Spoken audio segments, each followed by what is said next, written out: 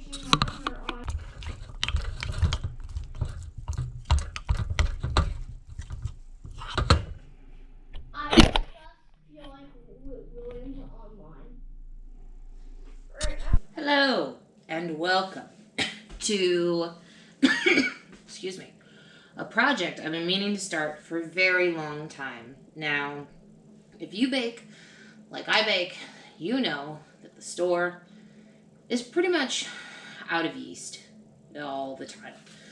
So, what I've decided to do is grow my very first sourdough starter. Now, I have yet to do this because the idea of it sounds so intimidating and frightening, and I don't know. But I figured, what better time, like quarantine time, to feed a tiny flower creature every day. So, today is the day we get started. Now, what I have learned about a sourdough starter is that it contains something called wild yeast, which has always been around. It's in the air, it's on food, it's everywhere. It's in flour. And that is what they used to bake bread before we had the commercially made yeast that is easier to use, and it rises bread in such a large, such a quick amount of time.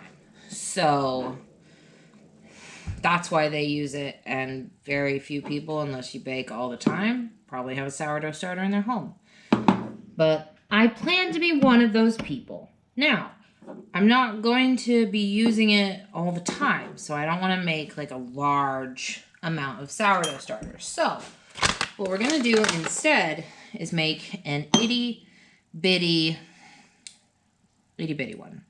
Now, a lot of people name their sourdough starters, so I've decided to name mine Half Sour Saffitz, after my favorite pastry chef I didn't know existed till about a month ago, Claire Saffitz, off of the Bon Appetit YouTube channel, food editor to the magazine. She's a glorious gift to the universe, and I don't know what I did without her.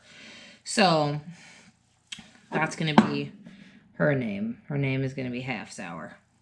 So what we just put in there was like a large tablespoon of just AP flour. I have Walmart brand, not a sponsor. It's just the closest grocery store at my house, and I'm too lazy for words. So now, don't look too closely at the dishes in my sink. Don't look at them. What we're going to do is about 3 teaspoons of slightly lukewarm water. Here, we're going to be smart. We're going to put it in a measuring cup. We're going to bring it over here. And we're going to talk to you directly instead of from over my sink. So we've got 1, 2, 3. We're going to stir it up.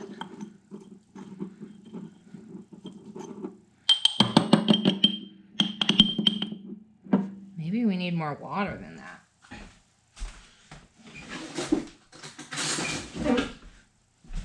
Possibly. Get off there. Get off of there. Thank you. Okay. So we're going to do one more.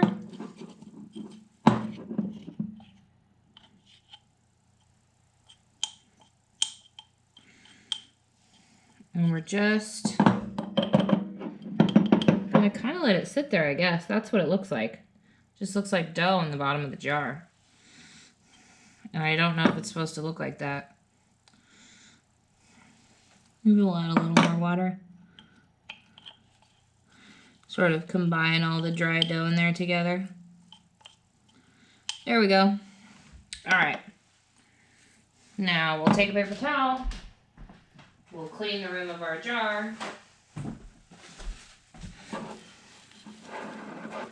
So that it seals properly. We're going to put the top on. We're going to twist it up. And now what we do every day is come back and add that much. We're going to do 3 to 4. I'm going to write it down. 3 to 4 teaspoons of, more like 5 teaspoons of water. And then 1 tablespoon of flour. And we'll do that every day for 5 days. And hopefully, fingers crossed, we should come out of it with like a living, breathing, bubbling, half-sour creature to be able to make bread. Because I would, at the end of this vlog, the whole dream is to be able to make bread. So, we're going to see how it goes. Wish me luck. I will see you guys tomorrow. Today is day 3 of my sourdough starter. It's producing some bubbles.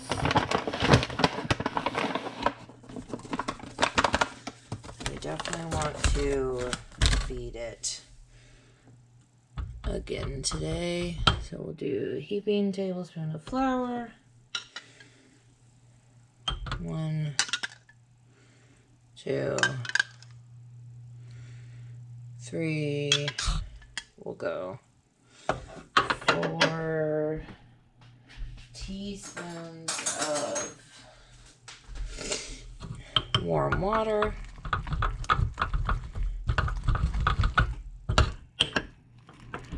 And we'll mix it together.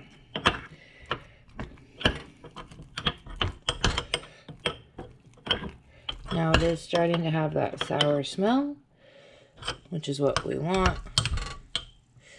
So I feel like we're definitely on the right track.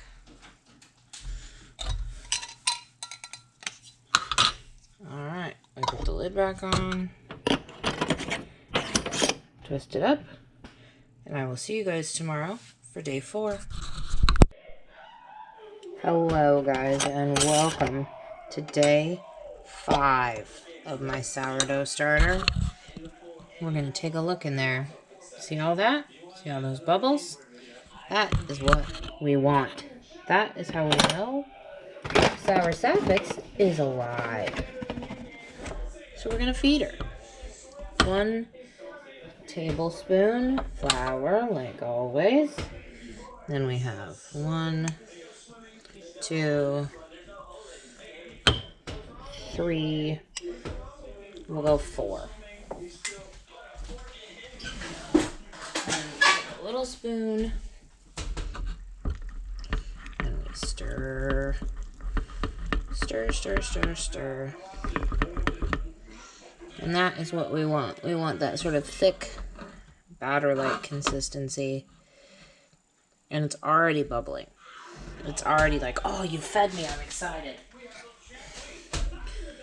So, now that we have done, we've made it through day 5, and we haven't killed our starter. The next thing we go through tomorrow is taking a little bit of this starter out, putting it in a new clean container, and continuing to feed it that way. And then maybe after 1, possibly 2 more days, we'll really look into what it's going to require of us to bake this mystical, magical sourdough loaf. But I can tell you the smell coming from that jar smells exactly like you want sourdough bread to smell. So, I will see you guys in a day, maybe 2, after I figure it out. Alright, boys and girls, we are on about day 7 or 8 of this starter. I have switched it up and I've decided to just cover it in plastic wrap instead of using the whole mason jar lid. And I've definitely noticed a significant increase in bubbling and activity. Half sour is definitely alive and kicking. So, here we are on day 7. I'm going to feed her and I will see you guys probably in a couple of days. I think we might be able to bake. Alright guys, so this little ball of life in here is my first attempt at sourdough bread after feeding and looking after a starter for about, I want to say 12 days.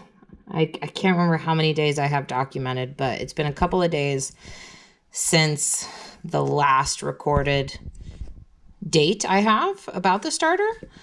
The recipe we have in here is 1.5 teaspoons instant yeast, 1.5 teaspoons salt, 1.5 teaspoons sugar, 2.5 cups flour, 1 cup starter, 1/2 cup warm water, and you just chuck it all in a mixing bowl or a stand mixer and mix it together. You can knead it in the machine or you can knead it on the countertop. I did a little bit of both. And now we're going to let it rise for about an hour and see what happens. So I'll see you guys in an hour. All right, guys, there she is. Old sour saffitz herself.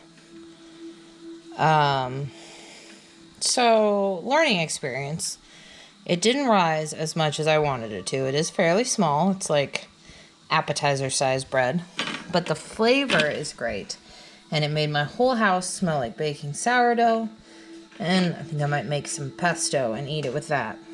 And then we'll try and do another starter, maybe with a wheat flour or a rye flour or something that will get more of a breeding of the wild yeast necessary to rise a loaf of bread like this. But for a good first effort, I'm quite proud of myself. So, I appreciate all you guys joining me on this journey. Thanks for watching another episode of Biscuit Train, and I will see you guys next time.